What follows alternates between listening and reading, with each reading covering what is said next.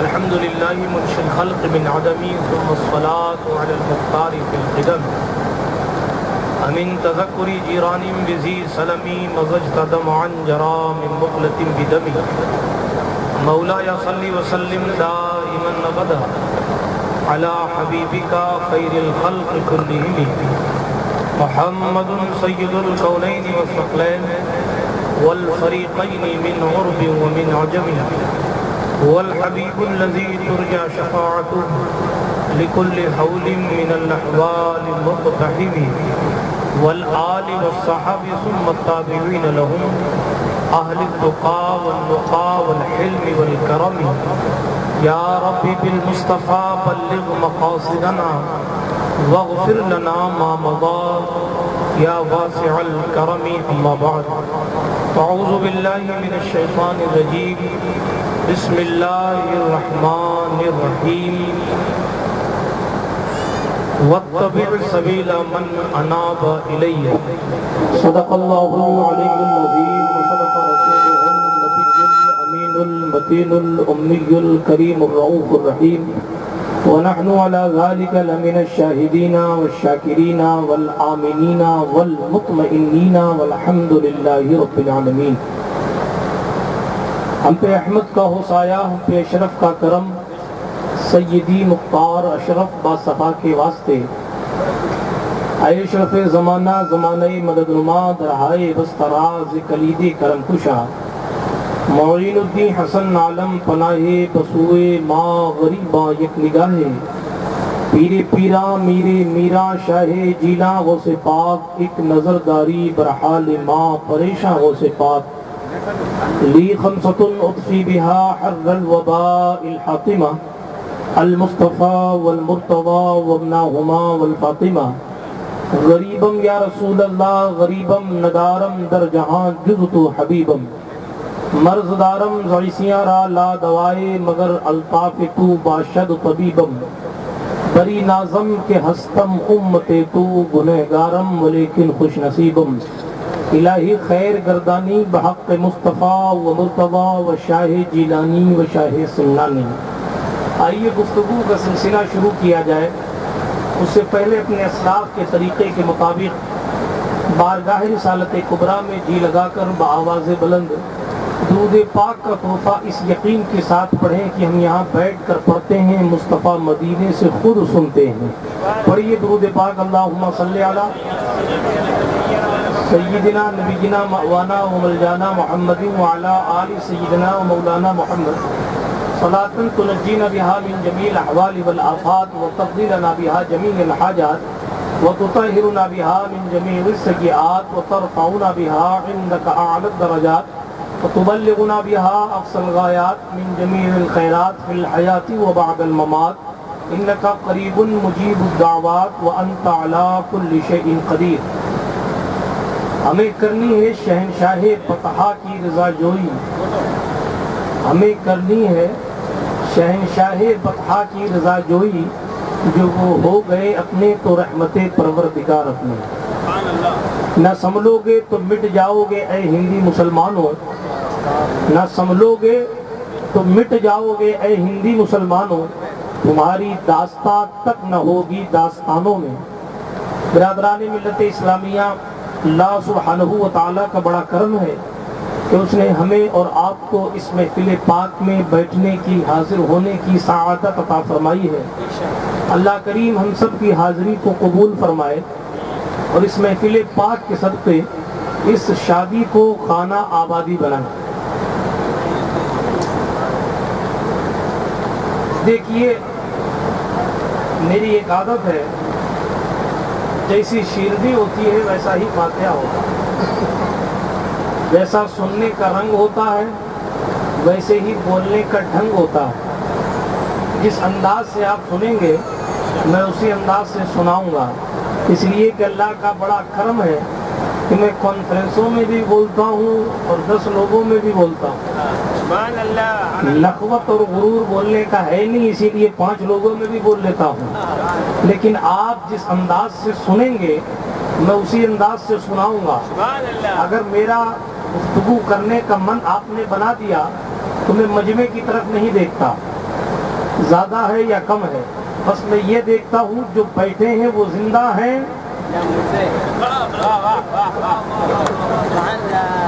یا ان کی کیفیت زندوں والی نہیں ہے. اسی لیے زندگی زندہ دلی کا نام ہے. مردہ دل کیا خاک دیا کرتے ہیں. آواز بڑھا کے بھائی ڈر کیوں رہا؟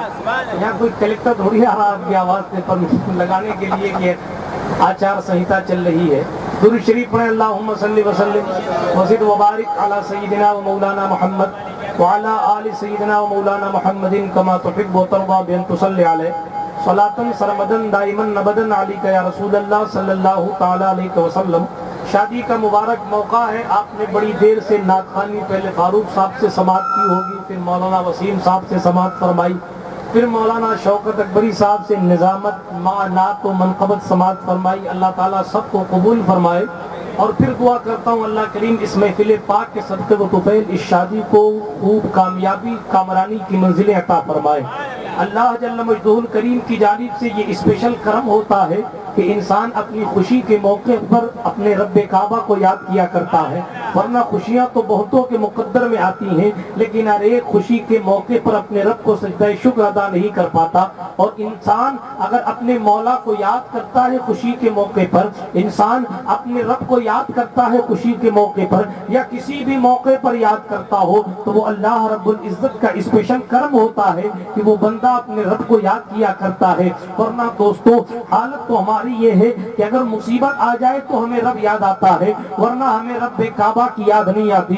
مسجدیں ہماری ویران پڑی ہوئی ہیں, مدرسے ہمارے پتہ نہیں ہیں بھی یا نہیں ہیں, حالت بڑی ناگفتہ بے ہے. اب اگر ہیں بھی تو جناب والا اس کو پر کرنے کے لیے ہم کوئی کوشش اور سعی پیہم کرنے کی طرف نہیں جاتے. عزیزان ملت اسلامیہ, بڑی مبارکباد تو سب سے پہلے دیتا ہوں کہ آپ نے اس گاؤں میں اس محفل سعید کو سجایا اور شادی کے موقع پر سجایا, اور اس یقین سے سجایا کہ سنا ہے آپ ہر عاشق کے گھر تشریف لاتے ہیں. ہماری اس محفل میں بھی ہو جائے چراغاں یا رسول اللہ. اس یقین سے سجایا کہ جب مدینے والا تشریف لے آئے گا تو مصطفیٰ جان رحمت علیہ الصلوۃ والتسلیم کے صدقے اجمیر والا بھی آ جائے گا, بغداد والا بھی آ جائے گا, چوچا والا بھی آ جائے گا, نجف اشرف والا بھی آ جائے گا. عزیزان ملت اسلامیہ, ہم اور آپ اہل سنت ہیں, اہل ایمان ہیں, جن کا زندگی کا فلسفہ یہ ہوتا ہے کہ زندگی ایسی گزاری جائے کہ مصطفیٰ جان رحمت علیہ السلام کے طریقے پر گزار دی جائے.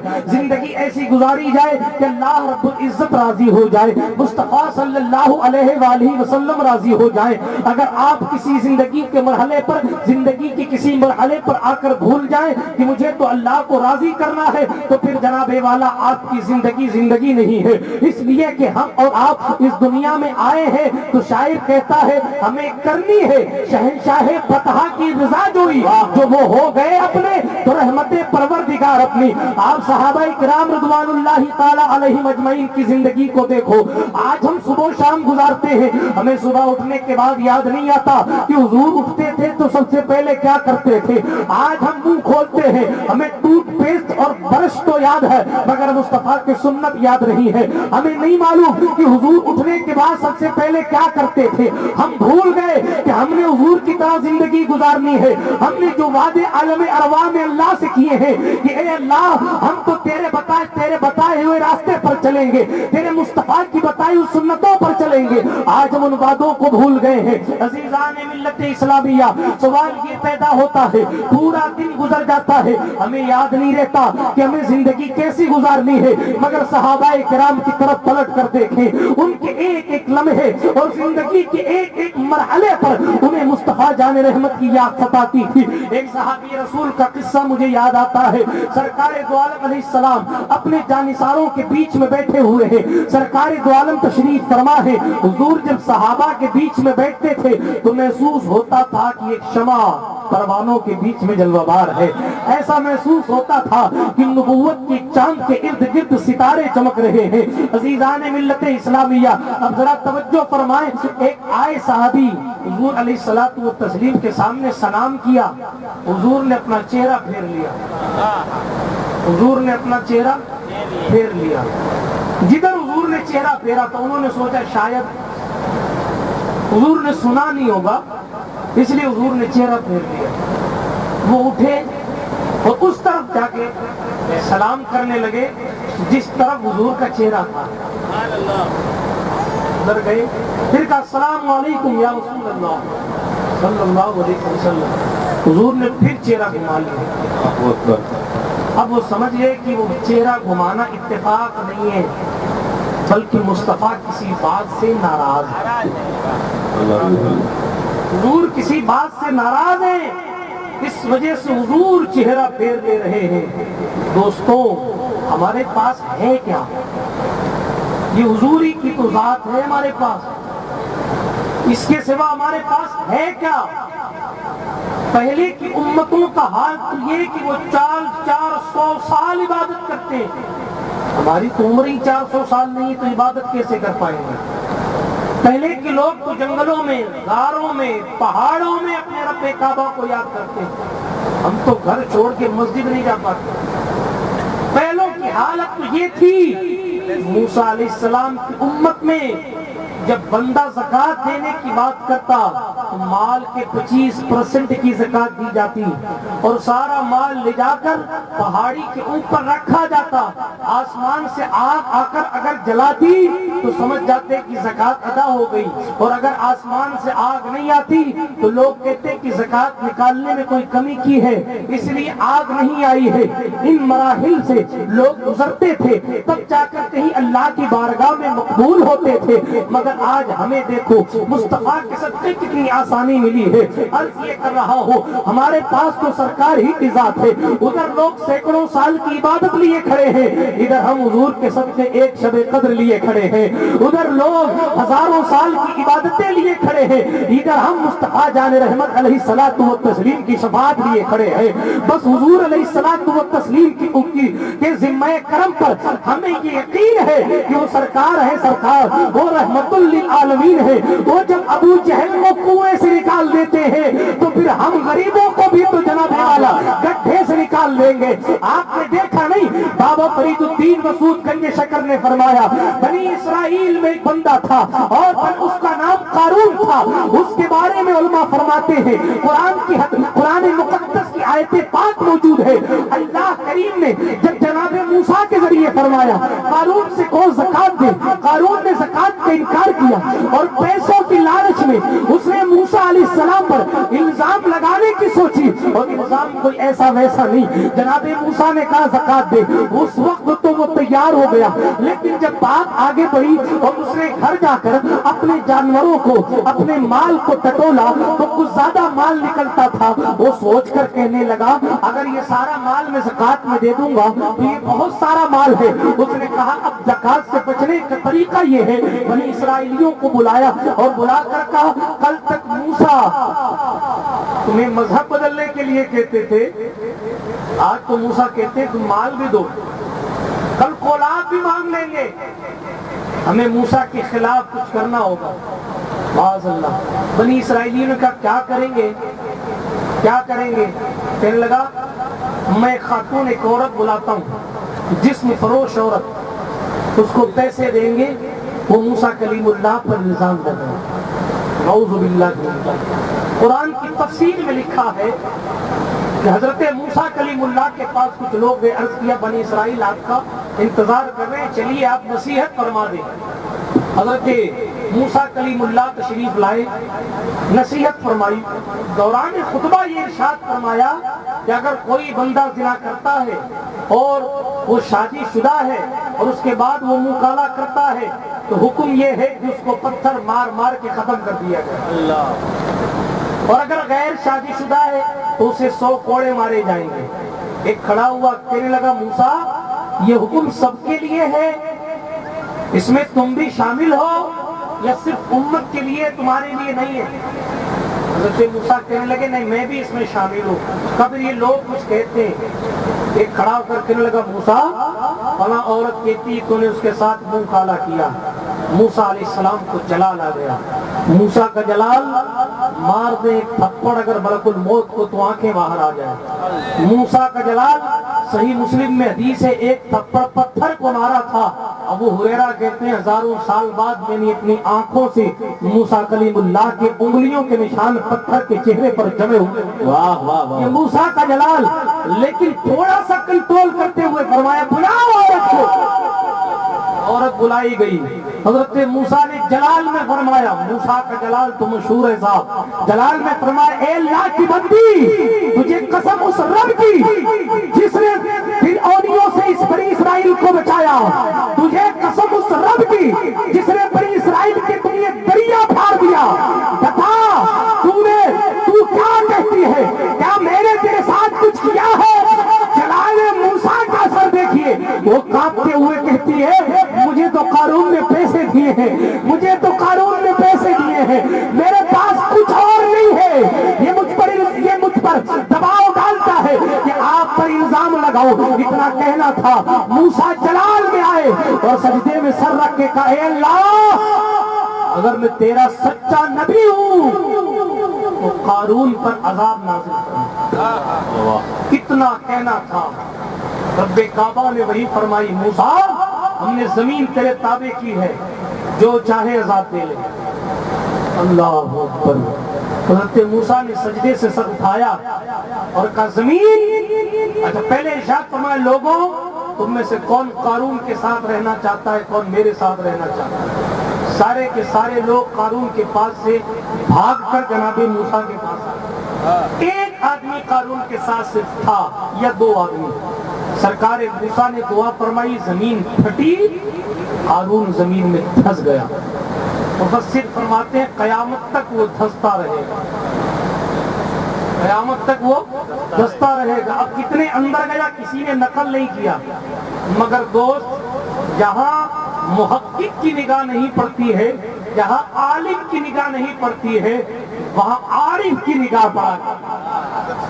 جہاں عالم نہیں دیکھ پاتا وہاں اللہ کو پہچاننے والا دیکھا کرتا ہے. اب کتنے اندر گیا کسی نے لکھا نہیں, مگر آؤ غریب نواز سرکار کے فیضان سے منور ایک ذات جو قطب الدین بختیار کاکی خلیفہ با کمال ہے, جس کو دنیا بابا فرید الدین مسعود گنج شکر کہتی ہے. سرکار بابا فرید فرماتے ہیں قارون زمین میں دھسنے لگا تو چوتھے یا پانچویں طبقے میں جب پہنچا تو اس وقت وہاں کی مخلوق نے کہا اے قارون تو کیوں دھستا جا رہا ہے, کیوں دھس رہا ہے؟ اس نے کہا موسیٰ علیہ السلام نے کچھ حکم فرمایا تھا, میں نے اس کی فرما برداری نہیں کی, اس لیے دھستا جا رہا ہوں. اللہ اکبر. بابا فرید کہتے ہیں اس نے موسیٰ کا نام لیا تھا, صرف موسیٰ کا نام لیا تھا, برکت کے لیے نہیں بلکہ بتانے کے لیے لیا تھا. لیکن رب کی رحمت نے کہا کہ جو موسیٰ کو یاد کر لے اگر ڈوبتے ڈوبتے تب اس کے عذاب میں مزید ترقی نہیں کی جائے گی. میں نہیں کہتا کتاب کا نام شان مصطفیٰ بزبان مصطفیٰ فرمان علی شان بابا فرید الدین مسعود گنج شکر کا ہے. بابا فرید فرماتے ہیں کہ موسیٰ کے نام کے صدقے اس کو وہی روک دیا گیا. اس کے بعد بابا فرید روتے ہوئے کہتے ہیں جب موسیٰ کے نام لینے والے کی اتنی قدر کی جاتی ہے تو مصطفیٰ پر مرنے والوں کی قدر. نعرہ تکبیر, نعرہ رسالت, حضور نور المشائخ زندہ باد زندہ باد. جب مصطفیٰ جان رحمت کے, جب موسیٰ کلیم اللہ کے نام کی برکت سے اللہ کریم اتنا کرم فرماتا ہے تو پھر مصطفیٰ جان رحمت علیہ الصلوۃ والتسلیم کے نام پر وقت قربان کرنے والی نفوس قدسیہ کا مقام کیا ہوگا؟ اے وہی بڑی بریلی کے کلندر نے نہیں کہا تھا انہیں جانا انہیں مانا نہ رکھا غیر سے کام, للہ الحمد. میں دنیا سے مسلمان, میں تو مالک ہی کہوں گا کہ ہو مالک کے حبیب, یعنی محبوب و محب میں نہیں میرا تیرا. یوں ہی تھوڑی حضرت موسیٰ کلیم اللہ کے ماننے والے اگر کتاب کھول کر بیٹھے اور اس میں مصطفیٰ کا نام دیکھیں, موسیٰ جانے موسیٰ کی کتاب اور امت موسیٰ کی, اس بندے کو کچرے کے ڈھیر میں پھینک دیا گیا. آواز آئی موسیٰ اٹھو اور اسے کچرے کے ڈھیر سے اٹھاؤ, اس کو غسل دو, کفن پہناؤ, عزت سے دفن کرو. اے اللہ میں موسیٰ ہوں جس نے پوری زندگی برائیاں کی ہے, اسے کچرے سے اٹھاؤں کیوں؟ وجہ کیا ہے؟ حضرت موسیٰ کلیم اللہ کی سوال پر مشیت نے کہا موسیٰ کتاب تیری تھی، نام میرے محبوب، واہ واہ واہ واہ سبحان اللہ۔ وہ جاہل تھا، وہ جاہل تھا، وہ پڑھا لکھا نہیں تھا، لیکن ایک دن نہا کر اس نے تیری کتاب کو کھولا تھا اور میرے محبوب کا نام دیکھا تھا۔ اسے پڑھنا تو نہیں آتا تھا، لیکن جب اس کو اتنا علم ہوا کہ یہ مصطفیٰ جان رحمت کا نام ہے تو اس نے جھک کر اپنے لبوں سے میرے سونے کے نام کو چوما تھا۔ یہی وجہ ہے کہ جو ایک بار مصطفیٰ کا نام چوم لے ہم اسے موسیٰ سے دفن سبحان اللہ۔ نعرہ تکبیر، نعرہ رسالت، حضور المشائخ زندہ باد زندہ باد۔ مشاہدران ملت اسلامیہ ہمارے پلے ہے کیا؟ یہ تو سرکار کا کرم ہے کہ حضور ہمارے مقدر میں آئے ہیں۔ کیسے مصطفیٰ ہے، اللہ اکبر۔ اگر انسان پیدا ہوتا ہے، پیدا ہو کر اسے سکون کی تجلیاں، سکون کی تسلیاں اگر ملتی ہیں تو مصطفیٰ جان رحمت کے صدقے سے ملتی ہے۔ اس کے بعد اس کی زندگی پروان چڑھتی ہے، سرکار دو عالم کے صدقے چڑھتی ہے۔ اس کے بعد وہ جوانی کی دہلیز پر پہنچتا ہے، مصطفیٰ کے صدقے اس کی زندگی کو جوانی ملتی ہے۔ سرکار دو عالم علیہ السلام کے دیوانوں وہ جوانی کی دہلیز پر پہنچتا ہے تو اس دہلیز پر پہنچ کر بھی اس کی نفسانی تپش کو ٹھنڈا کرنے کے لیے اور اس کی زندگی میں سکون لانے کے لیے مصطفیٰ کی سنت نکاح مقدس اس کے مقدر میں آتا ہے۔ اور پھر حضور علیہ الصلوۃ والتسلیم کے صدقے نکاح کرنے سے بھی اسے ثواب عطا فرمایا جاتا ہے۔ ایسا ثواب کہ کل نماز پڑھتا تھا اس کا ثواب اور تھا، نکاح کے بعد نماز پڑھے گا کئی گنا زیادہ اسے ثواب عطا فرمایا جائے گا۔ اور اس کے بعد میں نہیں کہتا، خواجہ عثمان ہارونی کی تقریر ہے، بیان کرنے والی ذات غریب نواز سرکار کی ذات ہے۔ کہنے لگے خواجہ عثمان ہارونی حضرت آدم جب دنیا میں آئے اور زمین پر تشریف آور ہوئے، حضرت حوا سے جب ملاقات ہوئی تو وہاں آپ نے ہم بستری فرمائی اور پھر صبح اٹھ کر جب غسل فرمایا تو جناب صبح جب اٹھے تو جبریل امی آئے اور آ کر کہنے لگے اے آدم غسل فرما لیجئے۔ حضرت آدم کہنے لگے اس میں کیا فائدہ ہے؟ حضرت جبریل کہنے لگے اے آدم صفی اللہ جب آپ غسل فرمائیں گے، توجہ بالخصوص میری قوم کا نوجوان سنے، جب آپ غسل فرمائیں گے اپنی اہلیہ سے جائز صحبت کرنے کے بعد جب غسل فرمائیں گے تو غسل کے پانی کا جتنا قطرہ ہوگا اللہ جل مجدہ الکریم اتنے سال کے گناہ معاف عطا سبحان اللہ سبحان اللہ، سال کے گناہ معاف کر دے گا، اتنے فرشتے پیدا کرے گا جو آپ کے لیے مغفرت کی، ترقی درجات کی دعا کرتے رہے۔ حضرت موسیٰ حضرت ابراہیم کہنے لگے یہ صرف میرے لیے ہے یا میری اولاد کے لیے بھی ہے؟ دیکھیے اللہ والے ایسے ہوتے ہیں، جبریل پیغام سنا رہے مگر آدم کو ہماری یاد آ رہی، کہنے لگے میرے لیے ہے یا میری اولاد کے لیے بھی ہے؟ حضرت جبریل کہنے لگے آپ کے لیے بھی ہے اور آپ کی اولاد کے لیے بھی ہے۔ یعنی کوئی بھی ایمان کی شرط کے ساتھ مسلمان کوئی بھی نکاح مسنونہ کرنے کے بعد، عقد مسنون کرنے کے بعد اپنی بیوی سے ہم بستری کر کے جب صبح غسل کرے گا تو اللہ جل مجدہ الکریم اس کے غسل کے پانی کے ایک ایک قطرے کے صدقے اتنے سال کے گناہ معاف فرمائے گا، اتنی نیکیاں عطا فرمائے گا، اور سنو اتنے فرشتے پیدا فرمائے گا جو قیامت تک اس کے لیے مغفرت کی دعا کرتے رہیں گے۔ اللہ اکبر۔ پھر جناب عثمان ہارونی کہنے لگے اور لوگوں جو کوئی بندہ ناجائز ہم بستری کرے گا، توجہ ناجائز ہم بستری کرے گا اور پھر صبح جب وہ غسل کرے گا، یعنی کوئی شخص اپنا منہ کالا کرے گا، اپنے قدم میں لغزش پیدا کرے گا، اپنی بدکاری سے اپنی زندگی کو تباہ و برباد کرے گا، اور پھر وہ صبح کو جب غسل کرے گا جب وہ غسل کرے گا تو اس کے غسل کے ہر پانی کی وجہ سے اللہ اتنے سال کے گناہ اس کے مقدر میں لکھ دے گا. اتنے فرشتے پیدا کیے, اتنے جنات, اتنے شیطان پیدا کیے جائیں گے جو قیامت تک اس کے لیے بدعا کرتے رہے. عزیزان ملت اسلامیہ, سوچنے سمجھنے کی بات عرض کر رہا تھا. سرکار دو عالم علیہ السلام کے صدقے یہ بھی نعمت ہمیں میسر آئی. آگے چلیے, انسان کی روح نکلتی ہے, وہ جلوہ زیبا دکھا دیں تو ملک الموت بھی اپنی ڈیوٹی آرام سے نبھاتا ہے, وہ بھی جانتا ہے. دیکھیں یہ ہوتا ہے نا, آج سنی کیوں مانگتا ہے دعا یا اور عرضیاں کیوں لگاتا ہے یا رسول اللہ نزا کے وقت تشریف لائیے گا, کیوں؟ اس لیے کہ ہم جانتے ہیں جب کوئی بڑا موجود ہوتا ہے تو جو چھوٹا ہوتا ہے نا وہ اپنی ڈیوٹی کو بڑی محبت سے نبھایا کرتا ہے. مثال کے طور پر اگر منتری جی کھڑے ہوں تو پارشد صاحب بہت عزت کے ساتھ خادم بن کے قوم کی خدمت سماج سیوا کرتے رہے. کیوں؟ منتری کھڑا ہے نا بھائی, بات سمجھ آ رہی ہے کہ نہیں؟ اگر چھوٹا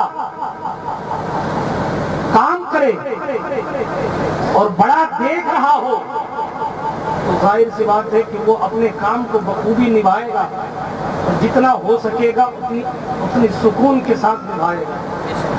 آپ کسی دکان پر سامان لینے بھی چلے گئے, آپ کو ریٹ وہ کچھ اور بتائے گا, لیکن آپ نے کسی بڑے ڈیلر سے اسے فون کروا دیا تو وہ فوراً مال آپ کے لیے سستا کر دے گا.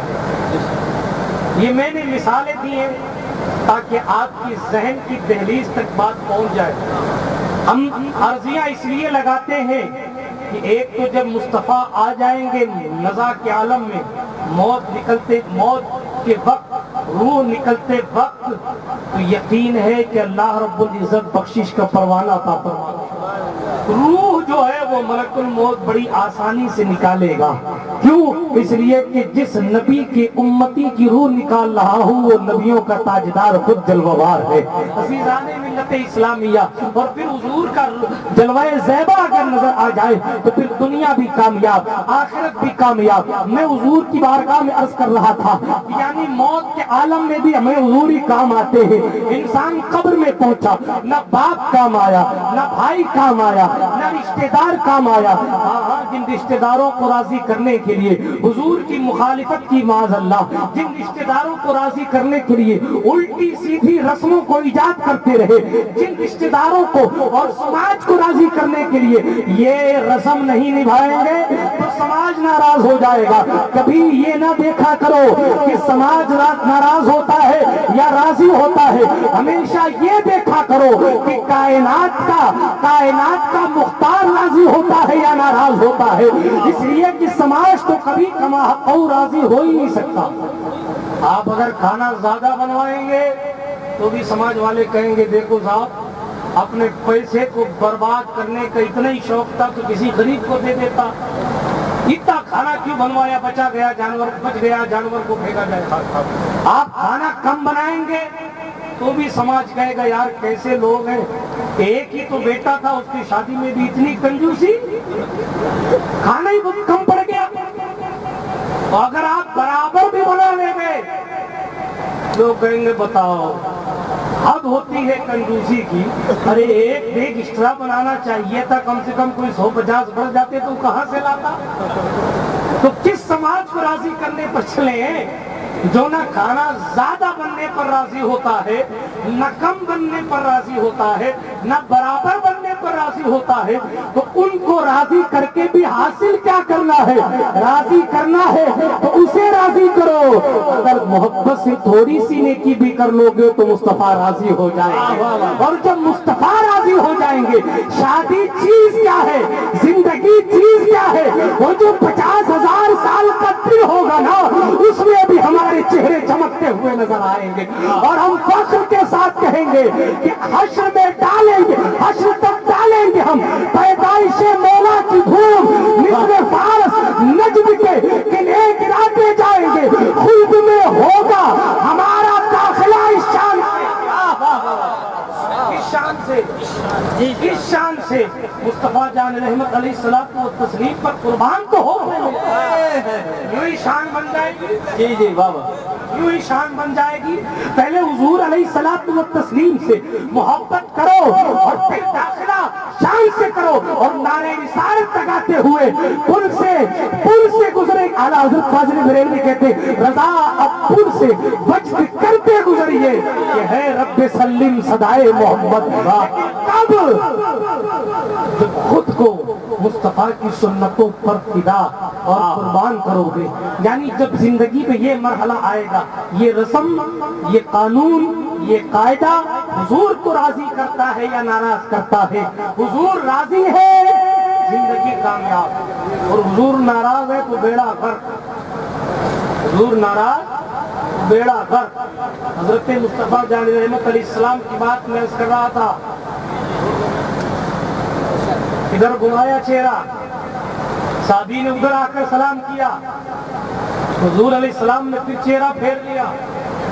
سمجھ گئے سرکار ناراض ہے, سمجھ گئے سرکار ناراض ہے. جب سمجھے سرکار ناراض ہے, اب ہمت کیسے ہو کہ حضور سے پوچھیں کہ آپ ناراض کیوں ہیں, ناراض کیوں ہیں. نہیں پوچھا. حضور علیہ السلام کے صحابہ سے پوچھا, جانثاروں سے پوچھا سرکار کی ناراضگی کا سبب کیا ہو سکتا, سرکار کی ناراضگی کا سبب کیا ہو سکتا ہے. اتنا پوچھنا تھا. صحابہ کرام نے ان کے وجود کو اوپر سے لے کے نیچے تک دیکھا اور حیات قضائیہ کو دیکھنے کے بعد فرمایا انگوٹھی جو پہنی ہے یہ سونے کی ہے. توجہ, انگوٹھی جو پہنی ہے یہ سونے کی ہے. اور حضور علیہ السلام نے فرمایا مردوں کے لیے سونا پہننا ایسا ہی ہے جیسے انگارہ پہن لیا جائے, آگ پہن لی جائے. سونے کا زیور, سونے کی انگوٹھی حضور نے منع فرما رکھی ہے. شاید اس وجہ سے حضور ناراض. آج میری قوم کے جوان کے جیب میں 500 روپے ہوتے ہیں نا, گلے میں چین, ہاتھ میں ربڑ کا چھلا, کسی کے ہاتھ میں چاندی کی, چاندی ہے, چاندی ہے. تو آج کل تو اللہ خیر فرمائے باباؤں کا بھی کچھ کہنا نہیں ساتھ. جسے دیکھیں وہ سمجھتا ہے 4 اس میں 8 انگوٹھیاں پہن کے, گلے میں چاندی کی چین, ہاتھ میں چاندی, ادھر چاندی ادھر چاندی. میں فقیر ہوں, فقیر کے پاس تو کچھ نہیں ہوتا. تیری چاندیاں بیچیں گے اگر تو زکات ادا کرنی پڑے گی. فقیر ہوں, کون سا والا ہے. ہوتے تو وہ ابراہیم ادہم سلطنت قربان کر کے مکہ کے فقیر بنے. فقیری اس کو کہتے. ان کا شہزادہ جب دیکھنے پہنچا تھا, ابراہیم بن ادہم کا شہزادہ جب دیکھنے پہنچا اپنے باپ کو, 22 سال کا شہزادہ جب اپنے باپ کو دیکھنے پہنچا تو دیکھا مکے کی بادشاہی چھوڑ کر ابراہیم ادہم مکے کے جنگلوں میں لکڑیاں بین رہے ہیں اور لکڑیوں کا گٹھر اپنے کندھے پہ اٹھا کے لائے. فقیر بھی اسے کہتے ہیں. سلطان محبوب اشرف جہانگیر سمنانی تخت سمنان کو چھوڑ کر سفر کرتے ہوئے کچوچا کی مقدس سرزمین پر آتے ہیں. بادشاہی چھوڑ دینا, دنیا داری چھوڑ دینا کا نام فقیری ہے. لوگ صرف چلم پی پی کے سوچتے ہیں کہ ہم فقیر بن گئے. اللہ معاف, میں مخالفت نہیں کرتا چلم کی, نہیں مخالفت کرتا, لیکن میرا جملہ صرف چلم پینے سے کوئی فقیر نہیں ہوتا ہے, بلکہ جگر کو جلانے سے انسان فقیر ہوا. کیا جملہ ہے, جلاتا ہے وہ فقیر ہوتا ہے. پڑھے نا آپ بندہ نواز کے سدراس کو. جنید بغدادی کا پیشاب ایک مرید حکیم کے پاس لے کر گیا. بابا بیمار رہتے, آپ دیکھیں کیا بیماری ہے. حکیم نے پیشاب دیکھا اور ان کا جگر جلا ہوا. اچھا کیسے؟ رب کے خوف سے میں نے اپنے جگر کو جلا. سبحان اللہ سبحان اللہ. آپ پڑھیں ابو علی شاہ قلندر کو, مرید اپنے ساتھی کو لے گیا دم کروانے کے لیے. بابا نے دم کیا, مرید کا ساتھی ٹھیک تو ہو گیا, مگر ساتھی کہنے لگا یار تو کہتا بابا ہمارے کچھ کھاتے نہیں ہیں, گوشت میٹ نہیں کھاتے, یہاں تو مجھے جب دم کیا تو کباب کی خوشبو آتی تھی. اللہ اکبر. کہا نہیں وہ تو کبھی نہیں کھاتے. کہا نہیں مجھے خوشبو آئی ہے. پہنچے ابو علی شاہ قلندر کے پاس, عرض کرنے لگے اے ابو علی شاہ قلندر, آپ تو کہتے میں گوشت نہیں کھاتا مگر یہ کہتا ہے کہ کباب کی خوشبو آتی ہے, راز کیا ہے؟ اللہ والا کہتا ہے میں نے خدا کے خوف سے اپنے جگر کو جلا لیا ہے. یہ کسی اور کے گوشت کی خوشبو نہیں بلکہ میرا جگر بھون کے کباب ہو گیا ہے, اس کی خوشبو آتی ہے. عزیزان محترم, ایسے فقیر ہوتے تھے. آج جسے دیکھو ارے میں علی کا ملنگ ہوں مجھے مت چھیڑو, ارے کاہے کا ملنگ, علی سے محبت کر کے تو دکھا. اتنے مقام پر پہنچ کر جس نے اپنے جگر کو جلا لیا ہو وہ ابو علی شاہ قلندر رب کی بارگاہ میں عرض کرتا ہے. مشیت پوچھتی ہے کیا بننا چاہتا ہے؟ عرض کرتے ہیں اے اللہ علی بنا دے, علی بنا دے. آواز آئی علی تو ابو طالب کے بیٹے کو ہونا تھا, وہ ہو گیا, اب علی دوسرا نہیں ہوگا. ہاں اگر تجھے علی سے محبت ہے تو ہم تجھے بوئے علی بنا دیں. واہ واہ واہ واہ, نعرے تکبیر, نعرے رسالت, نعرے حیدری, فیضان علی, زندہ باد زندہ باد. اسی لیے آپ کا نام بو علی, سبحان اللہ سبحان اللہ. روایت کے مطابق بوئے علی شاہ قلندر یعنی علی کی خوشبو. سبحان اللہ سبحان علی تو دوسرا نہیں آ سکتا مگر تو علی سے محبت کرتا ہے تو علی کی خوشبو ہم تجھ میں ڈال دیں گے. تب شاعر کہتا ہے سفر طویل ہے راہ نجات چھوٹی ہے, علی کا ذکر بہت ہے حیات چھوٹی ہے. علی کو مولائے کائنات میں کیسے کہوں, بڑا ہے نام علی کائنات چھوٹی. واہ واہ واہ واہ, نعرے تکبیر, نعرے رسالت, نعرے حیدری, حضور نور المشائخ, زندہ باد زندہ باد. عزیزان ملت اسلامیہ سنیے, بات چل رہی تھی فقیر بننے کی. نہیں تھوڑی کوئی قابلیت کا مرحلہ حاصل کر لیتا ہے. اقبال نے سمجھ کر کہا تھا سنو لوگوں, ہزاروں سال نرگس اپنی بے نوری پھر ہوتی ہے, بڑی مشکل سے ہوتا ہے چمن میں دیدور پیدا. یوں ہی کوئی فقیر گھومتے پھرتے بن جاتا تو آج مزارات جتنے ہیں اس کے کئی 100 گنا زیادہ بنا دیے جاتے. عزیزان ملت اسلامیہ بات چل رہی تھی, حضور کی بارگاہ میں صحابی آئے, سونے کی انگوٹھی پہنی تھی. حضور نے قانون بنایا ہوا ہے مرد کے لیے سونا پہننا حرام, وہ پیر صاحب کی اولاد ہو یا حسین پاک کی اولاد ہو. کیوں؟ اس لیے کہ قانون جس نبی نے بنایا ہے اس کے سامنے تو عیسیٰ کی شریعت نہیں جلتی ہے تو پیر صاحب کی اولاد. واہ واہ واہ واہ, سبحان اللہ. آپ نے روایت نہیں سنی, حضرت موسیٰ کی توریت جناب عمر فاروق لکھ رہے ہیں, حضور کے چہرے کے آثار, حضور کے چہرے کا رنگ زرد ہو گیا جلال میں. ابو بکر صدیق نے دیکھا اور کہا اے عمر خیر کیوں لکھتا ہے اس کتاب کو, مت لکھ, وہ دیکھ مصطفیٰ کے چہرے پر جلال کے آثار ہیں. حضرت عمر نے لکھنا بند کیا. اللہ کی کتاب تھی وہ, اللہ کے نبی کی کتاب تھی, مگر مصطفیٰ نے فرمایا خدا کی عزت کی قسم اس وقت اگر موسیٰ بھی ہوتے تو اسے میری شریعت ماننی پڑتی. یہ حضور کے جملے ہیں. جب عیسیٰ آئیں گے تو مہدی نماز پڑھا رہے ہوں گے, دمشق کی جامع مسجد ہوگی, مغربی مینار پر عیسیٰ اتریں گے, حضور کی سیٹلائٹ کہتی ہے وہ عیسیٰ نماز پڑھا رہے ہوں گے, مہدی نماز پڑھا رہے ہوں گے, عیسیٰ اتریں گے, عیسیٰ علیہ السلام ہوں گے تو نبی مگر امامت نہیں کریں گے بلکہ امام مہدی کے پیچھے کھڑے ہوں گے. اس لیے کہ عیسیٰ کی نبوت تو برقرار ہے مگر شریعت منسوخ کر دی گئی. ارے عیسیٰ اتر کر مہدی کی اقتدا کریں گے اور دنیا کو بتائیں گے. اس لیے کیا دنیا والوں میں مہدی کی اقتدا کر رہا ہوں تاکہ سب جان جائے کہ سکہ اگر چلے گا تو محض آمینہ کے لال. واہ واہ واہ واہ, سبحان اللہ سبحان اللہ, ماشاء اللہ. آمینہ کے لال کا سکہ چلے گا. سرکار دو عالم علیہ السلام کی دیوانوں, بات مصطفیٰ جان رحمت یہ قانون کی ہے، قانون جب حضور کا آ جائے تو موسیٰ کا قانون نہیں چلتا، عیسیٰ کا قانون نہیں چلتا۔ یہ بلا وجہ طریقت کا فلسفہ لے کر کیوں قوم کو گمراہ کر رہے ہو؟ بڑی تیزی کے ساتھ اپنے موضوع کو سمیٹ کر میں صلاۃ و سلام کی دہلیز تک پہنچتا ہوں۔ سنیے، اللہ جل مجدہ الکریم نے مصطفیٰ جان رحمت کو وہ جانثار عطا فرمائے تھے۔ صحابہ نے کہا میرے سرکار نے سونا آرام فرمایا، ہاں یہی قانون ساز نبی اگر حلال فرما دے تو حلال ہو جائے، سونا آرام سب کے لیے۔ مگر مصطفیٰ نے کہا تو سراقہ میں تیرے ہاتھ میں کیسر و کسرا کے سونے کے کنگن دیکھتا ہوں، سبحان اللہ سبحان اللہ، سونے کے کنگن تیرے ہاتھ میں دیکھتا ہوں۔ سونا پہننا جائز نہیں ہے، پھر بھی حضور نے فرمایا میں تیرے ہاتھ میں دیکھتا ہوں۔ کسی صحابی نے یہ نہیں کہا حضور جب آپ نے منع فرمایا تو دیکھتے کیسے؟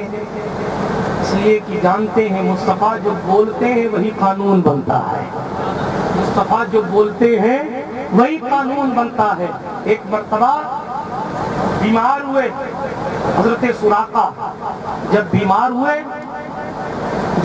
ہوئے لوگوں نے عمر بن خطاب سے کہا سراقہ بیمار ہیں، کہیں ان کی روح نہ نکل جائے۔ جانثاروں نے کیا کہا معلوم؟ جب تک روم پتہ نہیں ہو جاتا تب تک سراقہ کو موت نہیں آئے گی۔ توجہ ہے؟ کیوں؟ جب تک روم پتہ نہیں ہو جاتا تب تک سراقہ کو کچھ نہیں ہوگا۔ کہا کیوں؟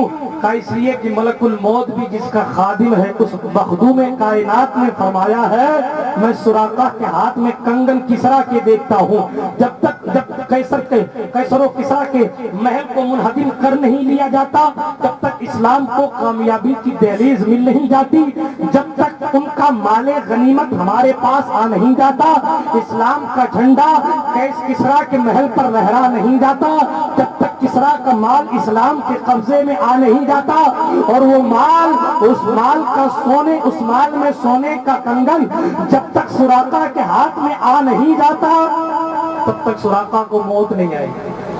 حضور نے فرمایا میں نے دیکھا ہے، عمر بن خطاب کا دور تھا، حضور کا دور چلا گیا، ابو بکر صدیق کا دور چلا گیا، عمر بن خطاب کا دور آیا، اور پھر وہ سونے کا کنگن کسرا کے سونے کا کنگن جناب سراقہ کو پہنایا گیا، اس کے بعد ان کو موت آئی۔ حضور نے قانون بنایا، ان کے لیے اجازت دی تو ان کے لیے جائز، لیکن سب کے لیے حرام۔ اب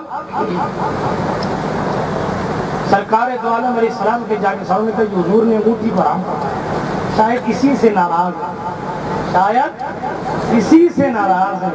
سرکار دو عالم علیہ السلام کے جانثاروں نے جب یہ کہا تو انہوں نے اپنی انگوٹھی اتاری۔ عشق تو دیکھیں صحابہ کا۔ آج مولوی صاحب کہتے ہیں دیکھو بھائی حرام کماؤ گے تو حضور ناراض ہو جائے گا، کوئی بات نہیں، معاف کیجیے معذرت کے ساتھ، معاذ اللہ۔ مولانا کہتے ہیں دیکھو بھائی نماز نہیں پڑھو گے تو حضور منہ پھیر لیں گے، ہمیں پرواہ ہی نہیں، افسوس ہی نہیں ہوتا۔ حضور اگر منہ پھیر لیں گے تو پلے ہے کیا ہے؟ حالت تو یہ نہ جہنم کی۔ حضور تشریف فرما، ایک آواز آئی دھماکہ، صحابہ نے پوچھا یہ کیا یا رسول اللہ؟ حضور نے فرمایا ایک پتھر 70 سال پہلے جہنم میں پھینکا گیا، اب جا کر وہ سطح جہنم پہ پہنچا۔ 70 سال بعد یہ جہنم کی گہرائی، وہ پہنچ کر نیچے جاتا رہے گا، یہ جہنم کی گہرائی ہے۔ قرآن کہتا فویل للمصلین الذین هم عن صلاتهم ساہون، جہنم کی وادی ویل ان نمازیوں کے لیے ہے جو فجر پڑھتے ہیں ظہر بھول جاتے ہیں، عصر پڑھتے ہیں عشاء بھول جاتے ہیں۔ عزیزان ملت اسلامیہ جو بالکل ہی نہیں پڑھتے ان کا کیا ہوتا؟ نمازوں کی پابندی کیجیے، اور اگر نماز کی پابندی نہیں ہے تو نہ سید صاحب کی دعائیں کام آئیں گی، نہ باباؤں کی تعویذیں کام آئیں گی۔ آپ بھٹکتے پھرتے رہو گے کوئی کام ہونے والا نہیں، اس لیے کہ پہلے قانون مصطفیٰ کا، سارے تعویذات اگر اثر کرتے ہیں تو حضور کے غلاموں کے سب سے اثر کرتے ہیں، اور اگر حضور ہی ناراض ہیں تو پھر تعویذ پورا تختہ بنا کے گلے میں لٹکا لو، پھر بھی آپ ڈبو دیے جاؤ گے۔ کیوں؟ اس لیے کہ اگر حضور راضی نہیں ہے تو حضور کے زبان سے نکلے ہوئے جملے سے آپ کو فائدہ کیا ہوگا؟ حضور راضی ہونے چاہیے، مقصد یہ زندگی کا۔ سنیے، بڑی تیزی سے اختتام کی طرف لے کر جا رہا ہوں۔ اب جب انگوٹھی کی بات آئی، حضور کی بارگاہ میں انگوٹھی نکالی، دکھائی، یا رسول اللہ آپ اس سے ناراض ہیں، اس کے سبب ناراض ہیں؟ حضور نے انگوٹھی پکڑی، پھینک دی، پکڑی لی، پھینک دی، ناراضگی ختم ہو گئی۔